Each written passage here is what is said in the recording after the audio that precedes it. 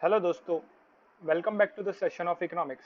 आज का ये जो सेशन है इसमें हम पढ़ने वाले हैं पब्लिक फाइनेंस इन इंडिया। पूरा का पूरा जो पब्लिक फाइनेंस इन इंडिया का जो चैप्टर है, चैप्टर नंबर 8, वो हम रिवाइज करने वाले हैं बहुत ही कम टाइम में। तो देखो चलो, तो पब्लिक फाइनेंस इन इंडिया, तो इंडिया का तो मतलब तुम्हें पता है, हमारी कंट्री जिसे हम इंडिया कहते हैं, उसमें पब्लिक फाइनेंस कैसे चलता है। अभी पब्लिक फाइनेंस का मतलब बताओ सर। फाइनेंस माने पैसे से रिलेटेड चीजें। अभी पब्लिक माने क्या होता है? पब्लिक माने गवर्नमेंट। यहाँ पर पब्लिक माने क्या यूज हुआ है? गवर्नमेंट। अभी फाइनेंस माने क्या होता है, बताएं? फाइनेंस माने मैनेजमेंट ऑफ फंड्स, यानी कि इनकम एंड एक्सपेंसेस। आप पैसे को कैसे मैनेज करते हो उसे क्या कहते हैं? फाइनेंस। तो देखो फटाफट फटाफट देखते हैं। तो public finance is one of the old branches of economic which highlights the role and function of the government in an economy. Government, कोई भी इकोनॉमी में, कोई भी कंट्री में गवर्नमेंट का क्या रोल होता है, वो एक पब्लिक फाइनेंस जो है वो हाईलाइट करता है। Government is a form. Government क्या होता है सर? अभी हमें बहुत बार एक डाउट आता है कि सर गवर्नमेंट है कौन। तो गवर्नमेंट क्या एक फॉर्मल या इनफॉर्मल इंस्टीट्यूशन है created by the people in a specific region to perform various functions such as protection from external attacks, protection of private property of the people, generation of employment, maintaining internal law and order, provision of social needs like education, health, etc. तो government क्या होता है? हमारे जैसे लोग जो क्या करते हैं, हमारे जैसे कोई एक हमारे में से ही कोई एक नेता सिलेक्ट करते हैं और उसे क्या बनाते हैं, उसे वैसे और लोगों को सिलेक्ट करके हर एक रीजन से हम क्या बनाते हैं? गवर्नमेंट बनाते हैं, जिनका कुछ काम होता है। वो काम क्या होता है? वो दो पार्ट में डिवाइड किया गया है। जो गवर्नमेंट के फंक्शंस होते हैं उनको दो पार्ट में डिवाइड किया गया है। एक ऑब्लिगेटरी फंक्शन और एक होता है ऑप्शनल फंक्शन। ये काम है ना जो गवर्नमेंट को कंपलसरी करने हैं, और ये काम है जो गवर्नमेंट के लिए ऑप्शनल है। लेकिन आजकल ये गवर्नमेंट, आजकल जितनी भी गवर्नमेंट है, वो ये काम भी क्या लेती है? एज अ कंपल्शन लेती है। तो ऑब्लिगेटरी फंक्शन में क्या आता है? प्रोटेक्शन फ्रॉम एक्सटर्नल अटैक्स, जैसे कि ये वॉर वगैरह सिचुएशन होता है, तभी वहाँ के, तभी वैसे सिचुएशंस में क्या करना है? वहाँ के लोगों को वो प्रोटेक्शन देना है। फिर maintaining internal law and order, जैसे कि अभी कोई मूवी रिलीज होने पे बहुत सारे अभी डिस्प्यूट होने लगे हैं। कुछ छोटी मोटी बात पे कुछ न तो कुछ इशू हो जाते हैं, राइट्स हो जाते हैं। तो वो सारी चीज़ों में कोई लॉ एंड ऑर्डर, कोई कोई भी कम्युनिटी या कोई भी प्रकार के लोग कोई लॉ एंड ऑर्डर ना तोड़े, उसका उसकी जो रिस्पॉन्सिबिलिटी है वो किस पे है? गवर्नमेंट पे होती है। ये किस में आते हैं? गवर्नमेंट के ऑब्लिगेटरी फंक्शन। ये तो गवर्नमेंट को करना ही है सर। इसके अलावा एक होते हैं ऑप्शनल फंक्शन, जिसमें क्या आता है? हेल्थ सर्विसेज है। जो कंट्री में जितने भी लोग हैं वो हेल्दी रहे, अच्छे स्वास्थ्य रहे सबकी। फिर सोशल सिक्योरिटी, जैसे कि पेंशन मिलता रहे लोगों को, और बाकी सारे मेजर से ये किसमें है? ऑप्शनल फंक्शंस में है गवर्नमेंट के। ठीक है। अभी ये कॉन्सेप्ट ऑफ पब्लिक फाइनेंस क्या है? Concept of two words, public और फाइनेंस। पब्लिक माने क्या होता है? Collective for the individuals living within an administrative territory. Economics is used to signify the government which represents the public. Finance simply means income and expenditure. Finance माने क्या होता है? Income और expenditure. तो यहाँ पर हम क्या पढ़ने वाले हैं? गवर्नमेंट का, पूरे पब्लिक का, यानी कि गवर्नमेंट का पूरा फाइनेंस और एक्सपेंडिचर। समझा तुमको? चलो, डेफिनेशन दिया है पब्लिक फाइनेंस का, तो जो अच्छा लगे वो लिख लेना। अभी हम पढ़ रहे हैं पब्लिक फाइनेंस और प्राइवेट फाइनेंस के बीच में डिस्टिंग्विशन बिटवीन। ऑब्जेक्टिव, पब्लिक फाइनेंस का जो ऑब्जेक्टिव होता है वो क्या होता है? Offer social advantage. क्या है? लोगों की भलाई के लिए किए जाते सारे इनकम और एक्सपेंडिचर। और जो प्राइवेट होते हैं, जैसे कि हमारे जैसे लोग, वो क्या करते हैं? प्राइवेट इंटरेस्ट के लिए करते हैं एक्सपेंडिचर। तो अपने अपना कैसा फंडा होता है कि अपन सबसे पहले क्या करते हैं? अपनी इनकम का कंसिडर कर करके खर्चा करते हैं कि भाई मेरी 15,000 की सैलरी है, 20,000 की सैलरी है, लाख रुपए की सैलरी है। वो हिसाब से इंसान खर्चा करता है। लेकिन गवर्नमेंट क्या करती है? सबसे पहले क्या करती है? अपना खर्चे का, एक्सपेंडिचर का लिस्ट निकालती है, और उसके हिसाब से वो खर्चे कैसे पूरे होंगे उसका इनकम का भी एक लिस्ट निकालती है कि इतने पैसे हम कहाँ से लाएंगे। अभी क्या होता है, कभी कभी जो गवर्नमेंट का खर्चा है वो ऐसा है, समझो कि 500 करोड़ है। बट गवर्नमेंट को लगता है कि हम पूरे साल में हमको इनकम जो है वो 200 करोड़ ही होने वाला है। तो वो क्या करते हैं? 300 करोड़ रुपए क्या ले लेते हैं? लोन ले लेते हैं। उसे डेट भी कहा जाता है। An individual consider is income and then determines the volume of expenditure.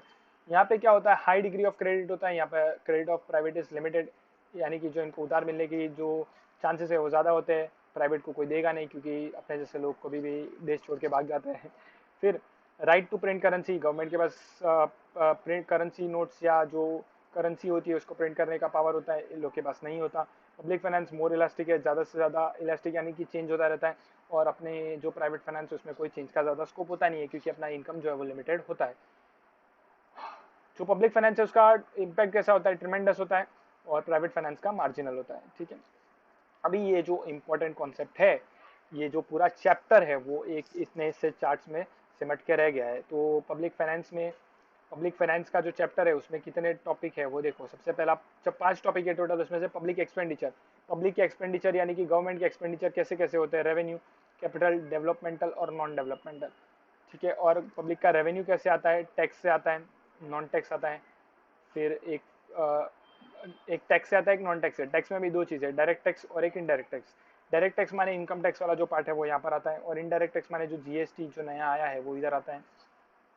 Direct tax के 3 पार्ट होते हैं, प्रोग्रेसिव, रिग्रेस, प्रोपोर्शनेट, प्रोग्रेसिव और रिग्रेसिव, ठीक है। और एक नॉन टैक्स होता है। नॉन टैक्स माने टैक्स के अलावा तो फीस होती है, prices of public goods and services, जैसे आप ट्रेन वगैरह में ट्रैवल करते हो, मेट्रो में ट्रैवल करते हो, वो सारी चीज़ें। फिर स्पेशल असेसमेंट होता है, फाइन्स पेनल्टीज, जो आप कभी कभी सिग्नल तोड़ देते हो उसके लिए आपको चालान वालान कटते हैं, वो सारी चीज़ें इधर आएंगी।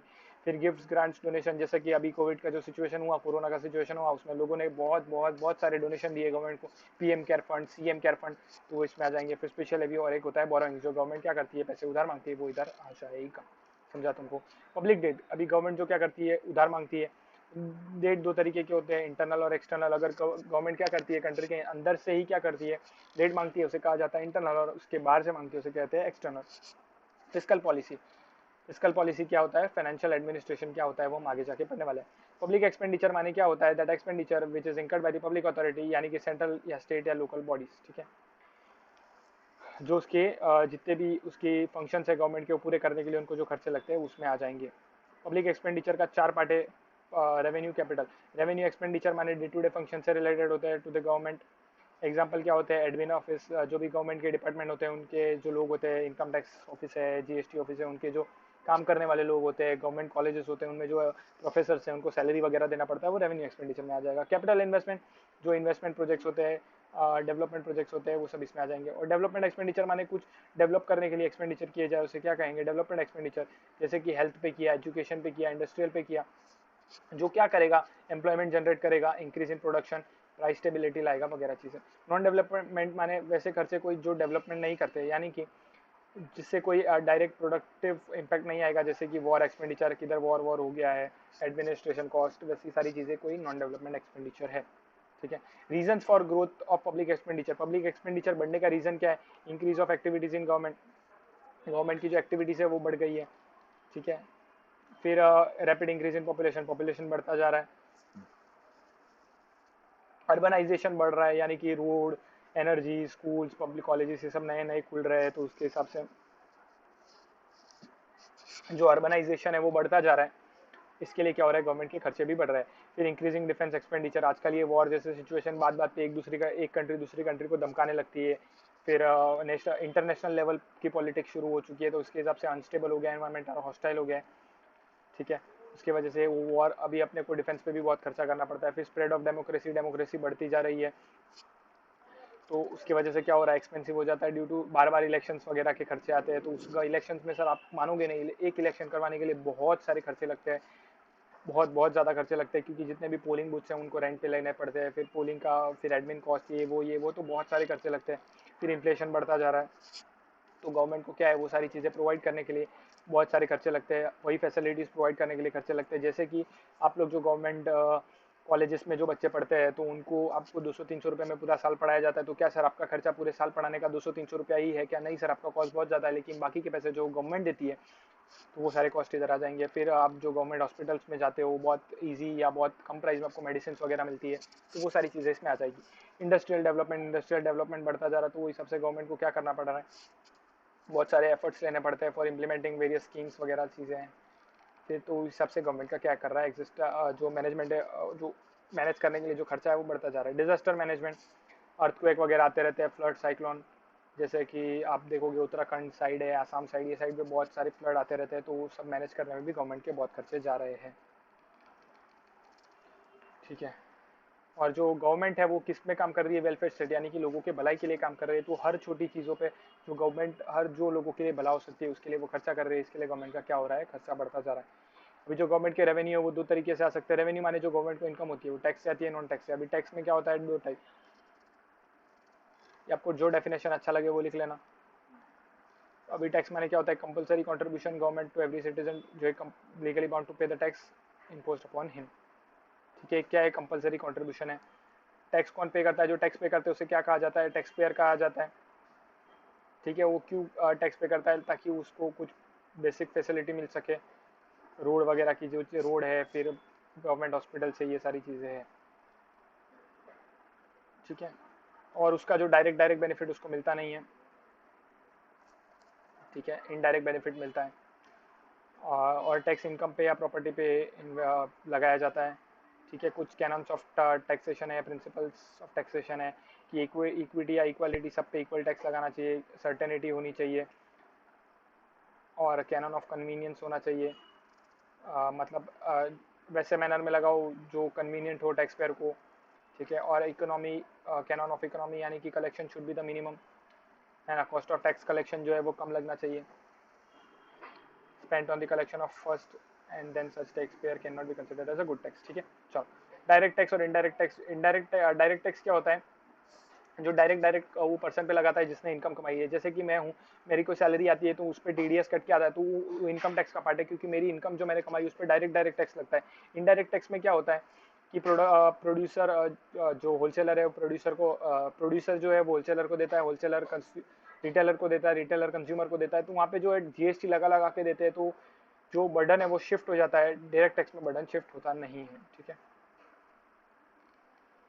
और ऑन डिफरेंट हेड्स, जैसे कि जो आप फाइनल प्रोडक्ट लेते हो तो दुकानदार क्या करता है आपके साथ, आपके पास से अगर समझो 100 रुपये की चीज़ है तो आपसे वो एक्स्ट्रा 28 रुपये लेता है, यानी कि 28 रुपये जीएसटी का भी जोड़ देता है। तो वो जो उसका टैक्स का बर्डन है, जीएसटी का बर्डन है, वो आप पे शिफ्ट कर देता है, ठीक है। 3 तरीके के टैक्स होते हैं, प्रोग्रेसिव टैक्स, रिग्रेसिव टैक्स और एक प्रोपोर्शनल टैक्स। यानी कि सेम सब पे एक ही कांस्टेंट रेट का टैक्स लगाया जाता है, उसे कहता है प्रोपोर्शनल टैक्स। प्रोग्रेसिव टैक्स माने इनकम जैसे जैसे बढ़ती है टैक्स बढ़ाया जाता है, और रिग्रेसिव टैक्स माने स्मॉलर, जैसे जैसे इनकम कम होती है वैसे वैसे टैक्स भी कम होते जाता है, ठीक है। समझा तुमको? Non tax sources, non tax sources, non tax sources, non tax sources में क्या आता है? Public revenue. पब्लिक रेवेन्यू में क्या आता है? अदर और सारी चीजें आती है, फीस, फीस वगैरह की चीजें आती है। फीस, फीस आते हैं, जैसे कि कोई एक एजुकेशन क्या हो गया, फीस, रजिस्ट्रेशन वाली सारी चीजें हैं, वो आती है, ठीक है। और प्राइसेस ऑफ गुड्स, जैसे मैंने रेलवे का एग्जांपल आपको दिया था, ठीक है।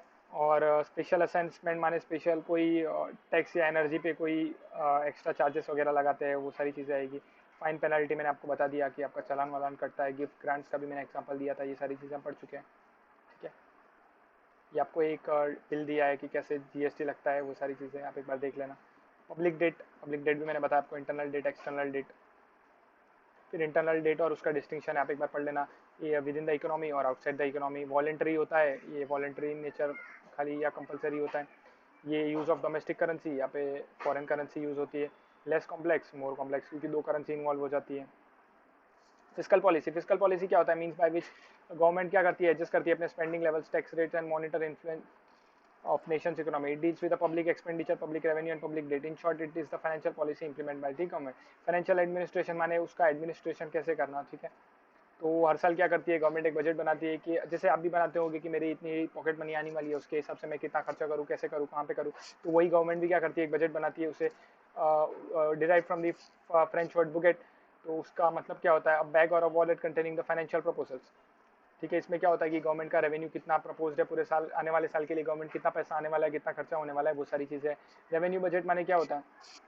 रेवेन्यू रिसीट्स और रेवेन्यू एक्सपेंडिचर होता है, यानी कि रेगुलर बेसिस के होते हैं। और कैपिटल बजट माने जो कैपिटल रिसीट्स होती है और कैपिटल एक्सपेंडिचर है, वो सारी चीज़ें आएगी। टाइप्स ऑफ बजट क्या होता है? बैलेंस बजट, सरप्लस बजट और डेफिसिट बजट। बैलेंस बजट माने जहाँ पे गवर्नमेंट के रेवेन्यू और गवर्नमेंट के रिसीट्स जो है और एक्सपेंडिचर है वो क्या हो जाते हैं, सेम हो जाते हैं, उसे क्या कहा जाता है? Revenue budget. सॉरी उसे क्या कहा जाता है? Balanced budget. और सरप्लस बजट माने क्या होता है? जहाँ पे गवर्नमेंट के जो रेवेन्यू है वो ज़्यादा हो जाते हैं गवर्नमेंट के एक्सपेंडिचर से, तो उसे क्या कहा जाता है? Revenue, surplus budget. और जहाँ पे गवर्नमेंट के खर्चे जो होते हैं वो बढ़ जाते हैं, रिसीट जो होते हैं वो, यानी कि खर्चे ज़्यादा होते हैं रिसीट से, उसे कहते हैं डेफिसिट बजट, ठीक है। और इम्पोर्टेंस ऑफ बजट क्या है वो आप एक बार पढ़ लेना, कि ये life of citizen and overall economy में हेल्प करता है।